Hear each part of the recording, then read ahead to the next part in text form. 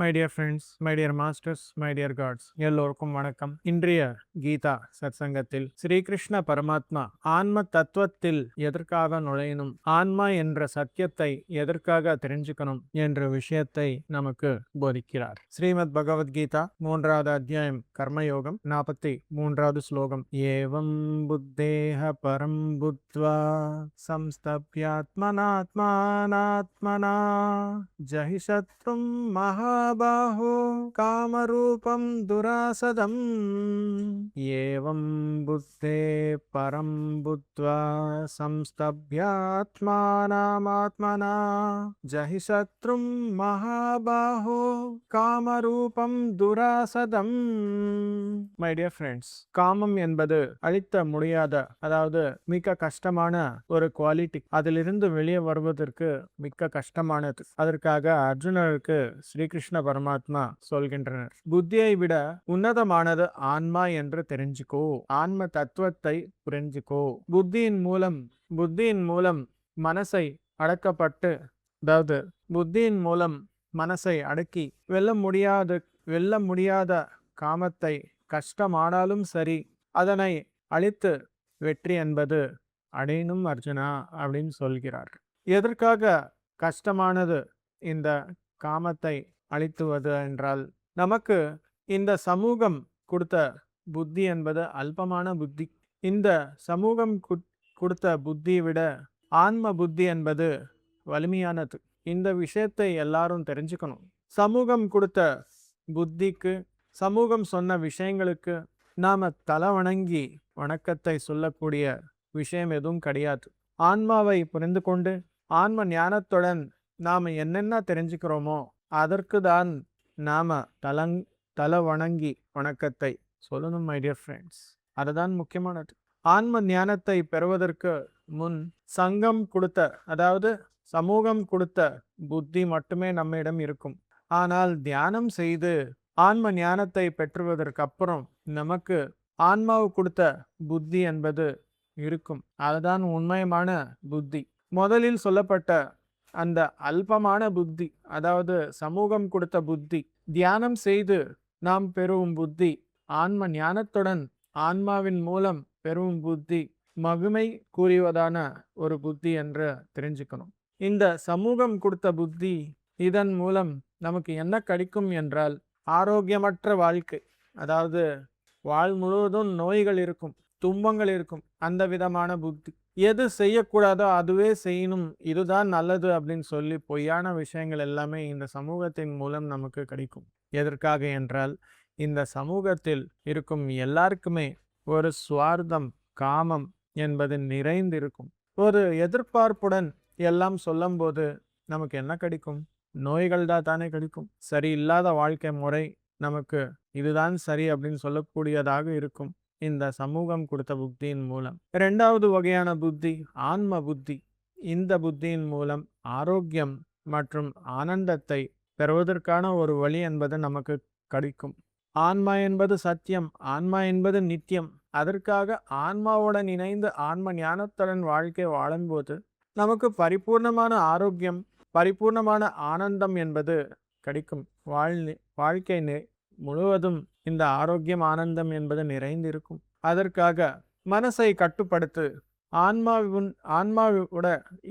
அதாவது மனசை கட்டுப்படுத்து, ஆன்மாவுடன் தியானம் செய்தால், ஆன்மானுபவம் பெற்றால் நமக்கு எந்த விதமான ஆன்ம புத்தி என்பது கிடைக்கும். ஆன்ம புத்தியின் மூலம் குரோதம் என்ற எதிரி தானா அழித்து போயிடுவான். ஆன்ம ஞானம் பெறுவதற்கு முன் நம்மிடம் இருக்கும் அரிஷட் வர்க்கங்கள், காம, குரோத, மோக, மது, மாத்சரியங்கள், இவ் அனைத்தும் மனிதனுடைய எதிரிகள் என சொல்லப்படுகிறது. ஆன்ம புத்தியுடன் இருந்தால், ஆன்ம ஞானத்துடன் இருந்தால், இந்த அனைத்து அரிஷட் வர்க்கங்களும் மித்ரஷட் வர்க்கங்களாக மாறிடும். காம, குரோத, மது, மாத்சரியால்கள், காமம் இருக்கும். சங்கம் கொடுத்த புத்தியுடன் யோசித்தால் காமம் என்பது நமக்கு ஒரு ஆசையாக தோன்றும். சரியான ஆசைகள் இல்லாமல் சரியில்லாத ஆசைகளோடு வாழ்க்கை வாழ்வும். ஆனால் ஆன்மாவுடன் இணைந்து ஆன்ம புத்தியுடன் வாழ்க்கை வாழும்போது அதே காமம் ஆன்ம ஞானம் பெறுவதற்காக நமக்கு உதவும். எனக்கு ஆன்ம ஞானம் வேணும், பிரம்ம ஞானம் வேணும், இந்த உலகம் முழுவதும் ஆனந்தமா இருக்கணும், அதுதான் என்னுடைய ஆசை. இதுவும் காமம்தான். ஆனா இந்த விதமான காமம் எவ்வளவு நன்றாக இருக்கு. குரோதம், பயங்கரமான கோபம்தான் குரோதம் என சொல்லப்படுகிறது. சமூகம் கொடுத்த புத்தியுடன் நாம வாழ்க்கை வாழ்ந்தால் சின்ன சின்ன விஷயங்களுக்கும் மற்றவர்கள் மீது நம்ம கோபம் காட்டுகிறோம். அது சரியில்லாத கோபம். ஆனா ஆன்ம ஞானம் பெறுவதற்கு அப்புறம் ஆன்ம புத்தியுடன் காமிக்கும் கோபம், அதுவும் கோபம்தான். ஆனா மற்றவர்களுக்குள்ள ஆன்ம தத்துவத்தை வெளியே கொண்டு வருவதற்காக அந்த கோபத்தை பயன்படுத்துவோம். இதுதான் மித்ர ஷட் வர்க்கங்கள் அப்படின்னு சொல்லுவாங்க. காம குரோத மது மாத்சரியங்கள் அனைத்தும் நமக்கு தேவையான மாதிரி வேலை செய்ய ஆரம்பிக்கும். இந்த விதமாக நம்ம வாழ்க்கை வாழணும் என்றால் ஆன்ம புத்தியுடன் வாழ்க்கை வாழணும்.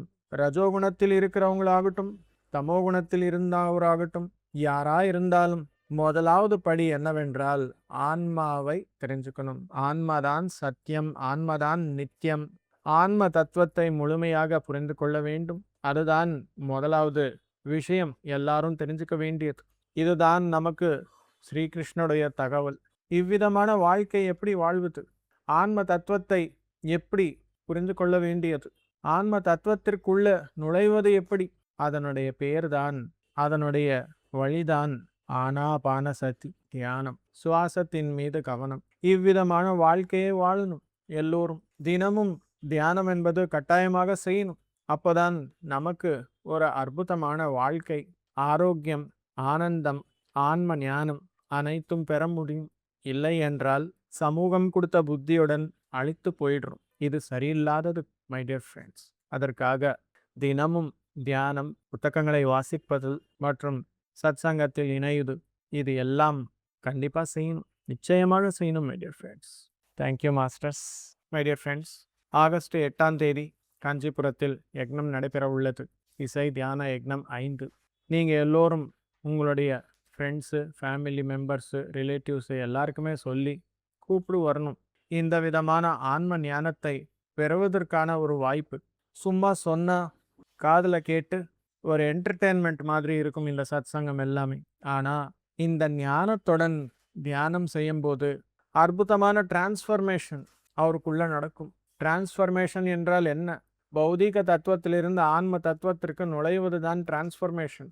பௌதீக தத்துவத்திலிருந்து பௌதீக தத்துவத்திலேயே இருந்தால் அது டிரான்ஸ்ஃபர்மேஷன் கிடையாது. அதற்காக நீங்கள் எல்லோரும் அனைவருக்கும் சொல்லி எல்லாருமே கூப்பிட்டு வரணும் அப்படின்னு சொல்லி வேண்டிக்கிறேன். வாட்ஸ்அப் குரூப்பில் ஃப்ளையர்ஸ் எல்லாம் அனுப்பிச்சிருக்கிறோம், அது எல்லாமே பாருங்கள். நீங்கள் எல்லோரும் தியானம் செய்யணும், யக்னத்தில் கலந்துக்கணும் அப்படின்னு சொல்லி விருப்பப்படுறேன். அப்படியே அன்னதானத்திற்கு உங்களால் முடிஞ்ச உதவி என்பது செய்யணும் என்று பணிவுடன் கேட்டுக்கிறேன். Thank you my dear friends. எல்லோருக்கும் வணக்கம், நன்றி.